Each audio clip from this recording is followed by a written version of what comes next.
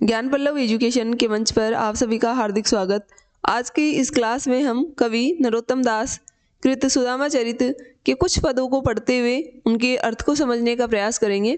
पिछले ही जो क्लास थी उसमें हमने पढ़ा कि सुबुद्धि है वो कई प्रकार से अपने पति को समझा रही है, उन्हें वह श्री कृष्ण के पास जाने के लिए प्रेरित कर रही है, लेकिन सुदामा विचलित नहीं हो रहे। सुदामा भी अपने तर्कों के माध्यम से सुबुद्धि को समझाने का प्रयास कर रहे हैं। इसी क्रम में सुदामा कहते हैं, सुदामा उवाच, सुदामा का कथन। सुदामा सुबुद्धि से कहते हैं कि छत्रिन के पन युद्ध जुआ, सजी बाज चढ़े गजराज नहीं, बेस को बानिज और कृषि, पन शूद्र को सेवन साज नहीं, विप्रन को पन है जो यही, सुख संपत्ति सो कछु काज नहीं, के पड़ी वो कई तपोधन है कन, मांगत है बामने लाज नहीं। इसमें जो चार वर्ग हैं उनके कर्तव्य बताए हैं। तो सुदामा इसी क्रम में सुबुद्धि से कह रहा है कि जो क्षत्रिय है, जो क्षत्रिय वर्ग है, क्षत्रियन के पन की क्षत्रियों के लिए क्या है, क्षत्रियों का कार्य क्या है, युद्ध और जुआ। या तो क्षत्रिय युद्ध करते हैं या जुआ खेलते हैं। तो क्षत्रियन के पन युद्ध जुआ, क्षत्रियों के लिए जो मुख्य कार्य है वो युद्ध करना और जुआ खेलना है। और युद्ध करने हेतु वो क्या करते हैं, सज के बाजी चढ़े, बाजी यानी घोड़ों पर, और गजराज यानी हाथियों पर, और युद्ध के लिए वो सज धज कर हाथी और घोड़ों पर चढ़कर वो युद्ध लड़ते हैं। तो क्षत्रियों का मुख्य कार्य है युद्ध लड़ना और जुआ खेलना। बेस का मतलब वेश्य, जो वेश्य वर्ग है उनका कार्य है वाणिज्य यानी व्यापार करना, और कृषि। तो कृषि और व्यापार ये वेश्यों के प्रमुख कार्य है। पण शूद्र को, और शूद्र जो हैं उनका कार्य है सेवन साज नहीं, उनके जो स्वामी हैं, जो स्वामी वर्ग है उनकी सेवा करना, ये शूद्र का प्रमुख कार्य है।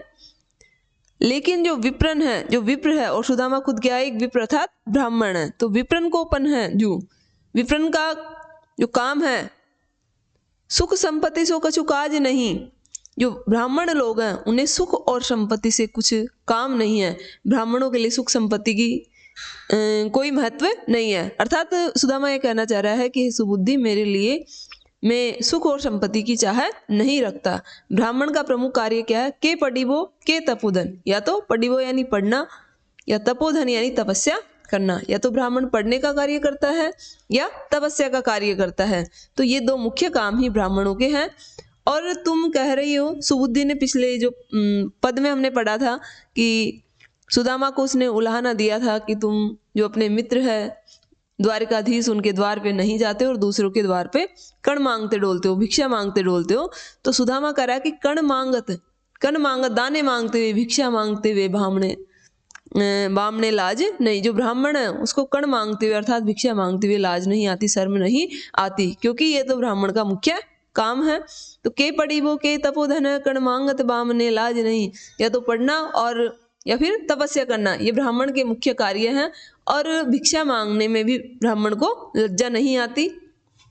जब सुदामा ने इस तरह के तर्क रखे फिर भी सुबुद्धि हार नहीं मान रही है। सुबुद्धि फिर अपने तर्क रखते हुए सुदामा से कह रही है, सुबुद्धि उवाच, सुबुद्धि का कथन है, कोदो सवा जुरतो भरी पेट, न चाहती हूँ दधी दूध मिठोती, शीत बीतित गयो सिसिया तही हो, हटती पई तुम्हें न हटोती, जो जनती न हितु हरि सो, तुम्हें काहे को द्वारिका पेली पठोती, या घर ते न गयो कभू पिय, टूटो तवा अर फूटी कठोती। सुबुद्धि कह रही है कि हे स्वामी, कोदो होता है एक मोटा अनाज, जो बारीक बाजरा होता है उसको बोला जाता है कोदो, और सवा ये भी एक तरह का खाने का मोटो अनाज है।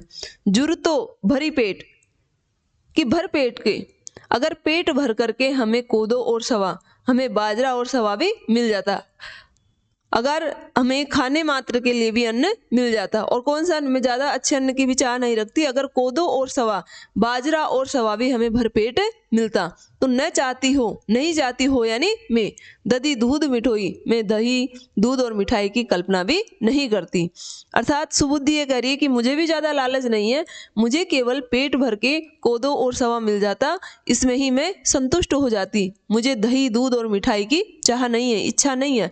लेकिन हम तो इतने गरीब हैं कि हमें तो पेट भरने के लिए बाजरा और सवा भी नसीब नहीं है। शीत बीतित, जो शीत ऋतु बीतित यानी बीत गई, कैसे, सिसियाते हुए, हम करते हुए सिसियाते हुए सर्द ऋतु को बिता देते हैं, अर्थात हमारे लिए हमारे पास पहनने के लिए गर्म कपड़े भी नहीं है। अगर इस तरह से होता कि हमारे पास पेट भर खाने के लिए अनाज होता और सर्दी में पहनने के कपड़े होते हो, यानी मैं हटती पे तुम्हें न हटोती, न तो मैं हट करती और तुम्हें न हटोती, और नहीं हट पूर्वक तुम्हें श्री कृष्ण के पास जाने के लिए कहती।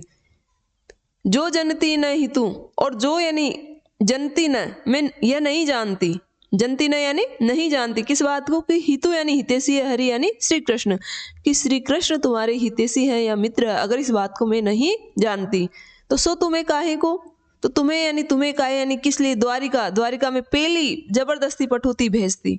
अगर मुझे इस बात का पता नहीं चलता कि श्री कृष्ण तुम्हारे मित्र हैं तो पेली पठोती जबरदस्ती काहे को भेजती, कि तुम्हें जबरदस्ती में द्वारका नहीं भेजती, क्योंकि बातों ही बातों में सुदामा ने सुबुद्धि को बता दिया था कि कृष्ण मेरे मित्र हैं।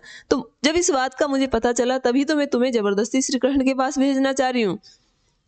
या घर में न गयो कभू पिया, सुबुद्धि कह रही है अपने घर की दरिद्रता के बारे में बता रही है कि हे प्रियतम कभू न गयो, इस घर से कभू यानी कभी भी दरिद्रता नहीं गई है, क्योंकि हमारे घर की स्थिति क्या है, टूटो तवा, हमारे घर में टूटा हुआ तवा और फूटी कठौती होती है एक तरह की परात जिसमें आटा गूंदा जाता है। तो हमारे घर में तो जो रोटी सेकने का तवा है वो भी मतलब सही नहीं है, वो भी टूटा हुआ है, और जो आटा गूंथने की कठौती है, जो परात है, वो भी फूटी हुई है। अर्थात हमारी जो हालत है, हम इतने दरिद्र हैं कि एक सही सा तवा और सही सी परात भी हमारे घर में नहीं है। तो ऐसी स्थिति में भी अगर तुम अपने सखा के पास नहीं जाते तो यह उचित नहीं है।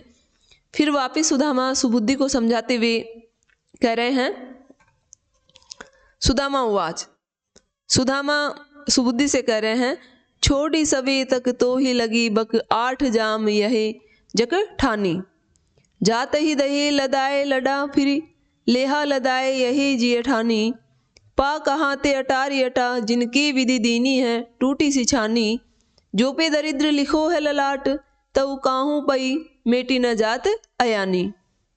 सुदामा कह रहे हैं कि हे सुबुद्धि, छोड़ी सवे सब कुछ छोड़कर तो ही लगी तुझे लगा है बक 8 जाम, 8 याम, 8 प्रहर, यह जो हट है तूने ठानी यानी ठान ली है, अर्थात तूने सब कुछ छोड़ दिया है, सब कुछ छोड़कर तू 8 प्रहर यही जो हट है वो करके बैठ गई है। तूने यही ठान लिया है, क्या ठान लिया, कि मैं अपने पति को कृष्ण के पास भेजकर रहूंगी। तो ये बात उचित नहीं है। और सुदामा कह रहे हैं कि हे सुबुद्धि, तुम्हें क्या लगता है, जाते ही दे यानी दे देंगे, लदाए यानी लद के या भर के, लडा बोलते हैं बैलगाड़ी को, भरी यानी भर के। तुम्हें क्या लगता है कि मैं जैसे ही श्री कृष्ण के पास जाऊंगा तो जाते ही दही लदाए लडा, कि वो बैलगाड़ी लद करके उसमें माल भर करके मुझे दे देंगे, और लेहा यानी ले आऊंगा, लदा यानी लद करके। यह जिया ठानी, यह बात तुमने जिया ने अपने हृदय में ठानी यानी ठान लिया, अपने हृदय में तुमने ये मान लिया है। अपनी पत्नी को कह रहे हैं कि तुम कितनी भोली हो, तुमने ये सोच लिया कि जैसे ही मैं श्री कृष्ण के पास जाऊंगा तो जाते ही दही लदाए लडा के, जाते ही बैलगाड़ी को लद कर मेरे लिए भरवा देंगे और मैं उस लदी हुई बैलगाड़ी को लेकर आ जाऊंगा। तो ये बात इतनी आसान नहीं है कि जाते ही मेरा काम हो जाएगा। पा कहाँ ते अटारी अटा, कि कहाँ, अटारी यानी अट्टालिका, बड़ी बड़ी जो भवन है, इमारतें हैं, हमारे भाग्य में है। क्यों, जिनके यानी जिसके विधि यानी विधाता ने दी है टूटी सी छानी। अरे जिसे विधाता ने टूटी सी छान दी है, जिसकी किस्मत में, जिसके भाग्य में टूटी छान में रहना लिखा है, उसके भाग्य में बड़ी बड़ी अटारिकाएं या अट्टालिकाएं नहीं हो सकती। जो पे दरिद्र लिखो है ललाट, जिसके ललाट पर, जिसके भाग्य में क्या लिख दिए, गरीबी, दरिद्रता, जिसके भाग्य में गरीबी लिखी हुई है, तो काहू पे मेटी न जात, तो उसे कोई भी न मेटे यानी नहीं मेट सकता। अयानी यानी अज्ञानी, अपनी पत्नी से कह रहे हैं कि सुबुद्धि तुम कैसी हो, अयानी, अज्ञानी हो तुम, ना समझो, कोई भी हमारी जो ये दरिद्रता हमारे ललाट पे लिखी हुई है, काहू पे मेटी न जात, कोई भी इस दरिद्रता को नहीं मेट सकता। अर्थात ये हमारे भाग्य में लिखा हुआ है और इसे हमें भोगना ही पड़ेगा। फिर भी सुबुद्धि ने हार नहीं मानी। सुबुद्धि फिर कहती है, पूर्ण पेज करी प्रहलाद की, खम्भ सो बांध्यो पिताजी ही बेरे, द्रौपदी ध्यान धर्यो जब ही, तब ही पटकोट लगे चहु फेरे, ग्राहते छूटी गयंद गयो पिय, है हरि को निहचई जिय मेरे। ऐसे दरिद्र हजार हरि भी, कृपा निधि लोचन कोर के हेरे। सुबुद्धि कह रही है कि हे सुदामा, तुम कह रहे हो कि हमारी दरिद्रता मिट नहीं सकती, लेकिन वो श्री कृष्ण इतने दयालु है कि पूर्ण यानी पूरी की, पेज यानी प्रतिज्ञा प्रहलाद की, कि उन्होंने प्रहलाद की जो प्रतिज्ञा है पूरी की। कब? खम्भ सो बांध्यो पिता जी बेरे, जी यानी जिस बेरे यानी समय, जिस समय उनके पिता ने प्रहलाद को खंबे से बांध दिया था। और प्रहलाद ने क्या किया? भगवान का ध्यान किया, भगवान को याद किया, तो भगवान ने प्रहलाद की प्रतिज्ञा को पूरा किया। अर्थात वो अपने भक्त को निराश नहीं करते हैं। द्रौपदी ध्यान धरो, और जब द्रौपदी का चीर हरण हो रहा था तो द्रौपदी ने भी ध्यान धरा, अर्थात उन्होंने भी भगवान को पुकार लगाई, उन्होंने भी भगवान का ध्यान किया। जब ही उसी समय तो क्या हुआ? तभी पट कोट, पट यानी वस्त्र और कोट यानी होता थान, तो वस्त्र के थान लग गए चहुफेरे चारों ओर। अर्थात जो द्रौपदी उसके चारों ओर वस्त्र, जो उन्होंने साड़ी पहन रखी थी, उसके थान उसके चारों ओर लिपट गए। अर्थात उन्होंने द्रौपदी का जो चीर उसको इतना बढ़ा दिया कि द्रौपदी की जो लाज है उसकी उन्होंने रक्षा कर ली। तो ग्राहते छूटी गयंद, और ग्राहा यानी मगरमच्छ से, छूटी यानी छूट गया, गयंद यानी हाथी। हमने प्रसंग पहले भी पढ़ा था कि एक बार जो हाथी है उसको मगरमच्छ ने पकड़ लिया था, तो उस हाथी ने श्री कृष्ण को याद किया और भगवान श्री कृष्ण ने उस मगरमच्छ से उस हाथी को मुक्त किया था। तो इसी का उदाहरण सुबुद्धि सुदामा को बताते हुए कह रही है कि ग्राहते छूटी, मगरमच्छ से छूट गया था गयंद यानी हाथी भी, पिया यानी प्रियतम, हे प्रियतम। उस भगवान ने तो, श्री कृष्ण ने तो, वो तो इतने दयालु है कि जब मगरमच्छ ने हाथी के पैर को पकड़ लिया था, तो हाथी ने भी किसका ध्यान किया? कृष्ण का ध्यान किया, और कृष्ण ने आकर के उस हाथी की रक्षा की। है हरि को निहचे जिय मेरे, मेरे यानी मेरे, जिय यानी हृदय में, निहचे यानी यह निश्चय है, यह दृढ़ निश्चय है, अर्थात मुझे मेरे हृदय से विश्वास है। हरि यानी हरि पर, मुझे मेरे हृदय से हरि पर यह विश्वास है कि ऐसे दरिद्र हजार, कि हम जैसा जो दरिद्र है वो एक नहीं बल्कि ऐसे हजारों दरिद्र भी, हरई ऐसे हजारों दरिद्रों की दरिद्रता को हर सकते हैं, नष्ट कर सकते हैं। वे कृपा निधि, वो तो कृपा के भंडार है। निधि यानी होता भंडार या खजाना। वे कृपा निधि, कि वो कृपा के भंडार श्री कृष्ण हमारे जैसे हजार दरिद्रों की भी दरिद्रता को हर सकते हैं। तुम तो हमारी एकमात्र हमारी बात कर रहे हो कि हमारी दरिद्रता हमारे भाग्य में लिखी हुई है और इसे भोगना हमारे किस्मत में है, इसको मेटा नहीं जा सकता। लेकिन श्री कृष्ण तो एक नहीं बल्कि हजारों जो दरिद्र लोग उनकी दरिद्रता को भी दूर कर सकते हैं। कैसे? लोचन कोर, लोचन यानी नेत्रों की कोर, कि वे अपने नेत्रों की कोर से हेरे यानी देख ले, एक बार वो अपने नेत्रों से हमारी तरफ देख ले, अपनी कृपा दृष्टि हमारी तरफ कर दे, उससे ही हमारी दरिद्रता खत्म हो जाएगी। आगे के पद अगली क्लास में पढ़ेंगे। आज के लिए इतना ही, धन्यवाद।